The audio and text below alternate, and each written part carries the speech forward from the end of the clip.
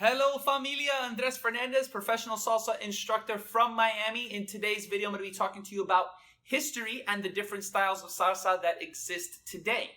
Why is that important to you? Quite frankly, you could be on the dance floor with plenty of experience dancing salsa and come across someone else who also has a lot of experience, but you start to notice or you'll feel that there's a lot of differences. So understanding the different styles that exist and where they come from is ultimately going to allow you to both understand and appreciate them, so that then you can then either choose to hone in on one style or end up learning all of them if you'd like, of course. This starts back in Cuba in the late 1800s with danzón. Danzón is the official musical genre and style of the country. It's danced contratiempo, or against time, which is marked 2, 3, 4, 6, 7, 8.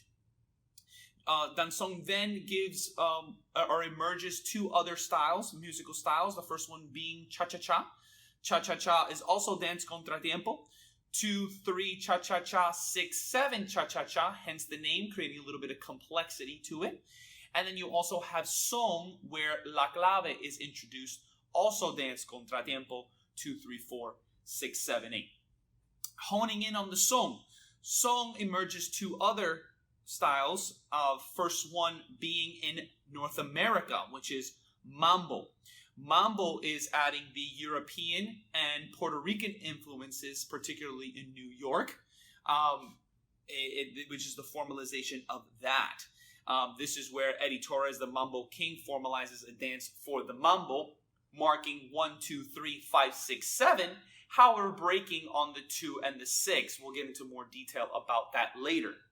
Son's other offspring stays in Cuba thanks to Lo Bambang in the 1970s. With the influences of North American rock and roll and pop, creates songo, which is then today's timba, which you dance casino to, which is marked on time, or en tiempo, 1, 2, 3, 5, 6, 7. So that's kind of where the argument of whether salsa is Puerto Rican or Cuban, if you will, because mambo in North America then breeds what is salsa, because it is repackaged at the same time in the 70s, thanks to the Fania All-Stars and Izzy Sanabria, who formalized this. So the Puerto Rican influences, the heavy Puerto Rican influences with the mambo, is where the Puerto Ricans feel that the salsa is theirs. But if you're looking back at the ancestry, the Cubans feel that because of the song and the danzón is where the salsa comes from. So there's that debate there, if that makes sense. Johnny Vasquez and the Vasquez brothers then formalized the dance for salsa, which is known as today's LA style salsa. So you also have your Cali style as well. You have your Venezuelan style. You have your Puerto Rican style. But as far as for main dance styles that you could learn in the studio, you're talking mostly LA style salsa, New York style mambo, and Cali style. And then you have casino, which is their cousin, their Cuban cousin, if you will, because all of these styles are American, whereas casino is deeply rooted in Cuban.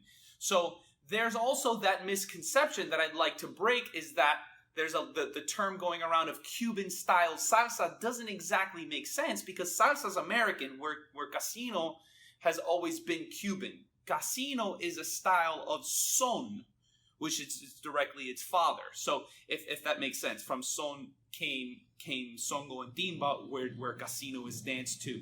So you have casino, which is the Cuban cousin, if you will, and you have your salsa styles being LA style, New York style, and you have your Cali style as well.